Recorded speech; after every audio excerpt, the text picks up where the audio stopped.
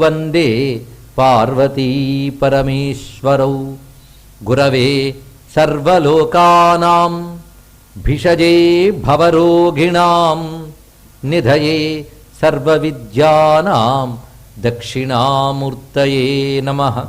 నారాయణ సమారంభాం వ్యాసశంకరమధ్యమాం అస్మదాచార్యపర్యంతాం వందే గురుపరంపరాం.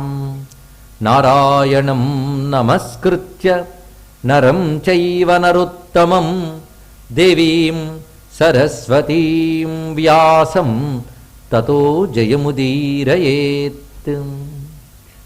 భజే శ్రీచక్రమధ్యస్థాం దక్షిణోత్తరయోః సదా శ్యామావార్తాళి సంసేవ్యాం భవానీం లలితాంబికాం. నమో మహద్భ్యో ఋషిభ్యో గురుభ్యో నమః. జగదంబామయమైన ఈ సభా సదస్సుకి సవనీయ నమస్సులు సమర్పణ చేసుకుంటూ, ఆదిశంకర భగవత్పాదుల వారు శంకరానందుల వారు తపశ్శక్తితో అందించినటువంటి అమ్మవారి యొక్క మంత్రమాతృకా స్తవం. ఇందులో భగవత్పాదుల వారు పూజారూపంగా అమ్మని వర్ణిస్తే, శంకరానందుల వారు స్తోత్ర రూపంగా ఆ నామాలతో సంబోధనలతో అమ్మవారి యొక్క వైభవాన్ని ఆవిష్కరిస్తున్నారు.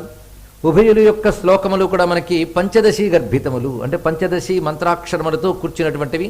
మొదటి కూటమైన వాగ్భవ కూటం పూర్తి చేసుకుని, అంటే అందులో చెప్పినటువంటి 5 అక్షరములు వాటితో కూర్చిన 5 శ్లోకములు పూర్తి చేసుకుని, తర్వాతి కూటమైనటువంటి కామరాజు కూటంలో 6 అక్షరాల్లో మొదటి అక్షరంతో ఉన్న శ్లోకానికి వ్యాఖ్యానం చెప్పుకున్నాం. ఒక్కసారి ఆ శ్లోకాన్ని స్మరించుకుని, హర్షోన్మత్త సువర్ణ పత్ర భరితాం పీనోన్నతా ఘూర్ణితాం హుంకార ప్రియ శబ్దజాల నిరతాం సరస్వతోల్లాసిని సారాసార విచార చారు చతురాం వర్ణాశ్రమాకారిణిం శ్రీచక్ర ప్రియ బిందు తర్పణ పరాం శ్రీరాజరాజేశ్వరీం హంసైరప్యతి లోభనీయ గమనే హారావళీముజ్వలాం హిందోళద్యుతిహీరపూరితరే హేమాంగదే కంకణే మంజీరే మణికుండలే మకుటమప్యర్థేందు చూడామణిం నాసామౌక్తిక మంగుళీయ కటకే కంచీమపి స్వీకురు. ఇందులో హకారంతో